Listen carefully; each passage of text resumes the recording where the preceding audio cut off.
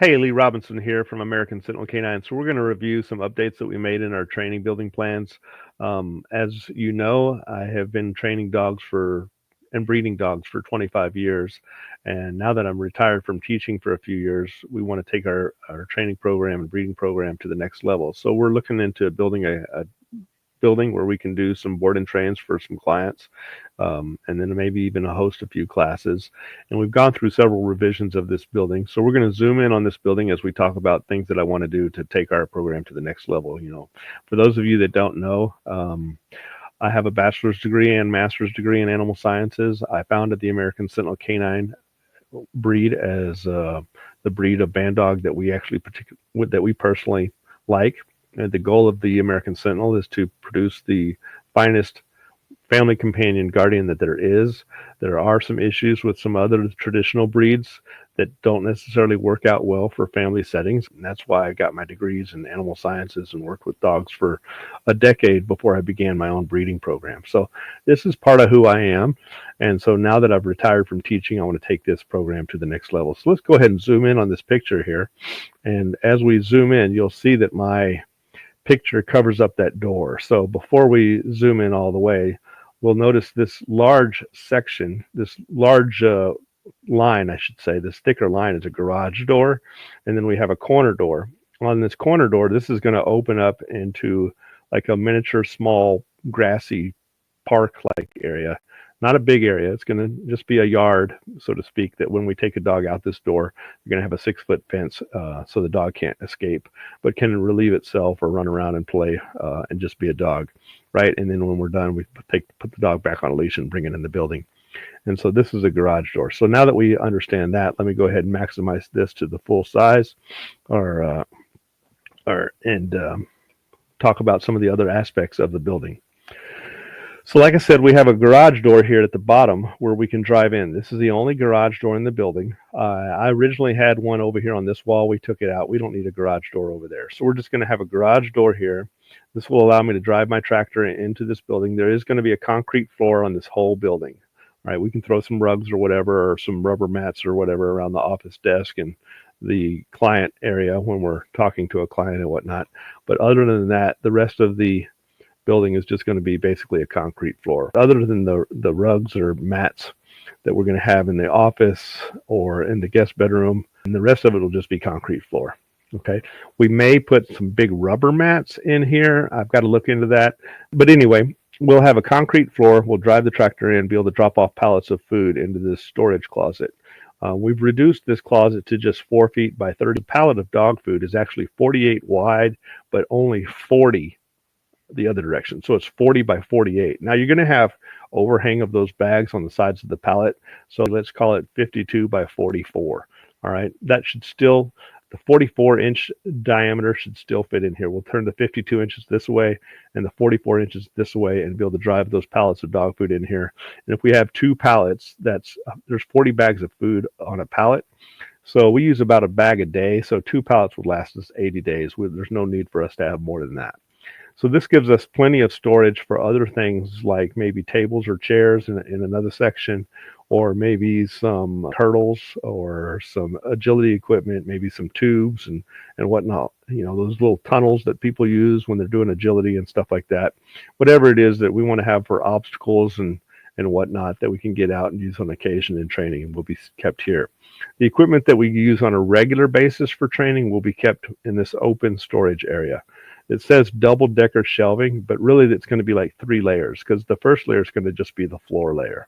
All right, then as you go up, after you go up a couple of feet, we'll maybe 2.5 feet, 30 inches or so, we'll have a shelf that's going to be the primary shelf, which would be where we house the bite suits, the sleeves, the leashes, the collars, the prong collars, the electric collars, the flat collars, the slip lines and whatnot. All that kind of, the muzzles and whatnot will be on that second shelf. Maybe on the top shelf, we'll put some things that we don't use regularly, but we want to have in this main training room on a need-be basis. So maybe a shelf at like the 2.5-foot section, and then another shelf at maybe like 5 foot or something like that. Okay, or maybe 2 foot and 4 foot. So that way we have 3 good shelves. 3 times 30, that's going to be 90 feet of shelving. That should be more than enough shelving for canine training. Okay. Then over here we have a gym. We moved the gym from the main room into a separate room. By having it on the other side of this wall, now instead of just having this section climate controlled, we're going to go ahead and climate control all the way across. So we have a 40-foot wall here and a 20-foot wall here, and this 20 by 40 area will be climate controlled, air conditioned in the summertime, heated in the winter. So that's 800 square foot of basically climate controlled area. Now there is a kitchen countertop here that's going to be like a bar, but we're going to go ahead and put a window in here that can work as a barrier, a thermal barrier that we can slide open as we want to, and we can put a table here for having a potluck. We can put food out there. Somebody can hand it around, or we can just walk through the door, open the big 4-foot door, walk around, and put the food on the table if we want to have a potluck, like if we're doing a seminar or just a gathering for Thanksgiving or whatever it is that we may be doing. Now, with that said, you may notice the original design had a sign-in table. We took that sign-in table out. I don't really think that we need a sign-in table. I will put a dry erase board or something on right here. When you come in, you can get any notes that you may need. We may put a small little corner table here for little flyers or something like that we might need, some business cards, contact information, whatever. And they can sign in here if we want to. But I don't really need a designated sign-in table because I'm already going to have my client information in my office. Now, you'll notice here it says client lockers under the stairwells. So this is going to be a set of stairs that goes into a loft. There will be a loft over this entire climate controlled area. All right, on the sides of the building, because this is going to be an A-frame, so let's draw like a triangle here that goes like this. Boy, Reptar's over here sleeping. Reptar, you got to wake up, buddy. You're kicking the couch, dreaming. He's dreaming. We'll wake him up and bother him. So we have an A-frame like building. So the middle is going to be a pretty large, pretty high as far as headroom, but the sides of this building are not going to be very high. So the loft is going to be low profile on the sides, and we'll use that for storage or maybe HVAC equipment or hot water heaters and electrical equipment, maybe audio equipment, security cameras, stereo equipment, speakers, and whatnot. So that type of stuff can be stored up here, as well as just general storage in the loft. The center section, however, of the loft is going to have an overview area. So let's say a couple comes together, or maybe something like that, and one person's training, the other person can go up here and record the training if they want to do so. Okay, and so it's going to be an overview for observation on the loft. So we'll have it for storage, for equipment, for audio equipment, electrical equipment, and observation, and that kind of stuff. Now, underneath the loft, we'll have our gym. This is going to be where we have our elliptical, the treadmills, the dumbbells, the weight bench, maybe some canine treadmills and whatnot. All right, this door may stay here, or we may move this door into the guest bedroom, but it'll probably stay here. So that's where I put it on this particular drawing. The guest bedroom, we actually have a multitude of exits. So we have one door here, and we have another door here, and then we have a garage door here. So the primary training room has 3 exits. This door, the side door that's going to go into the playground yard, so to speak, the dog yard, then the garage door, and then the primary entrance and exit door. Then we have the door from the gym, as well as a door from the office. Now, anytime that we have a guest, this door here will be locked, right? If it's nighttime and they're staying overnight, this door will be locked to secure any dogs that we have here for board and trains, as well as to secure any client information and whatnot, personal records and whatnot. And then we have another primary door for me to use as I go in and out of my office. Okay, so any guest will have access to the bathroom and access to the kitchen, or maybe even the training area, right? If they want to use the gym, I don't know, maybe I should lock this so they can't hurt themselves in the gym. Okay, because I don't want to accept liability for that. The kitchen area is going to have a refrigerator. It'll have a microwave, maybe a coffee maker, and an ice machine. We'll keep plastic utensils and plastic silverware, so to speak, plastic cups and dishes and whatnot, so we don't have to have a dishwasher or anything like that in here. All right, I'm not even planning on having a stove in here. It's just going to be a microwave, a sink, a refrigerator, a coffee maker, and that kind of stuff. Maybe I would consider a stove, but maybe not. I'm not sure. All right, then we're going to have a big basin sink here, like in a laundromat. Big type of sink is basically what I would want here. The bathroom would have a large tub that would have a shower unit that would be suitable for a human to bathe in, but also suitable for bathing a dog in. Then we'd of course have a toilet and a sink and a small linen closet. 5x10 is plenty big enough to do what we have planned for our bathroom. The office, this is a bookshelf, and then this is an external door that have a lock on it. This is my desk, a wraparound desk with a window here for me to be able to view who's coming up the driveway or view across the yard. And then this is another bookshelf. I'll probably have my monitor here, so if I want to discuss something with a client that's sitting on the other side, I can turn my monitor around and we can both see it. These kennels are going to actually open up into my office. So the door would be like right here. It would open up this way. All right, so the opening, when the gate is opening, the dog would exit this side. Same here, exit this side. Same here, exit this side. But this one here would exit this way because of that door. So we'd have 4 kennels. We changed that. Originally we had 3, but it was double decker with 3 on the bottom, 3 on the top.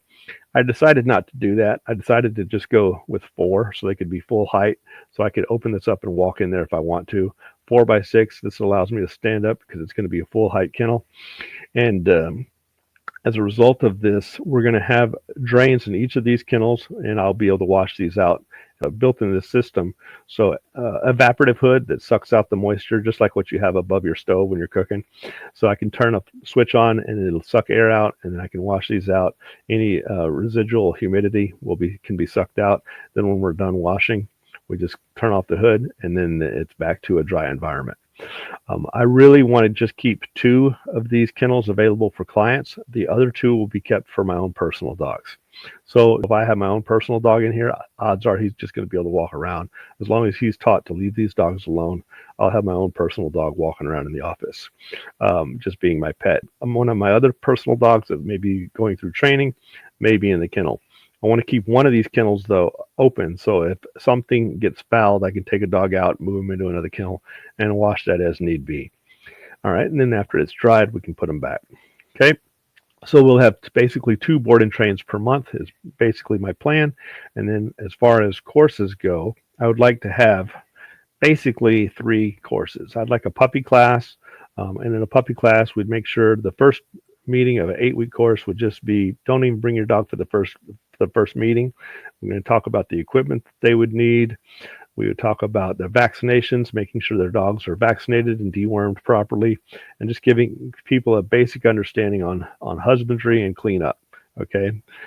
Then after they understand the equipment and the husbandry and the vaccination and the dewormings and whatnot, to make sure nobody's bringing any disease into our facility, and they understand that they have to clean up after their dog and whatnot. And obviously, it's not going to take an hour to talk about the basics. So we could get into some training theory as well as give a syllabus out and taking general questions and get to know the people and whatnot that first meeting. Then we'd, over an 8-week course, we'd meet once a week, each week giving the client an assignment, maybe teaching the dog to sit, teaching the dog to down, heel, stay, come, and whatnot. Okay, I think come should be one of the first things that you teach a dog, and also learning how to communicate with an animal. So all this type of stuff would be done in the basics course. Basic course and puppy courses would be on leash only. Then the 3rd course would be off leash advanced obedience. So that would require a little bit more work, and it would be a follow-up course. So by now having 3 courses with students, maybe a limit of 5 people per course, I could teach basically 2 to 4 courses over a 2-month period. So because it's 8 weeks. So maybe 2 courses for 8 weeks, and then another 2 courses for another 8 weeks. So we maybe have a puppy and basic, and then a basic and advanced. So over a 4-month period, we'd have 4 courses. Over a 2-month period, we'd have 2 courses. Okay. And that's how that would go. And at the end of the course, they could be a graduation for maybe like a canine good citizenship certification and whatnot, where they have to do a sit or a down and a stay out of the handler's sight and make sure the dog complies reliably under distraction. All right, so that's basically our plan. And of course, this building now, by reducing this storage area and moving the gym into here, we now have a 36 by 40 main training room. This is a nice large room that we could accomplish, I think, anything that we want to accomplish. All right, well, I hope y'all liked the video. Let me go ahead and stop sharing this tab and go back to my main screen. And we're going to try to move it to the next level. Y'all take care and have a blessed day. Thanks for watching.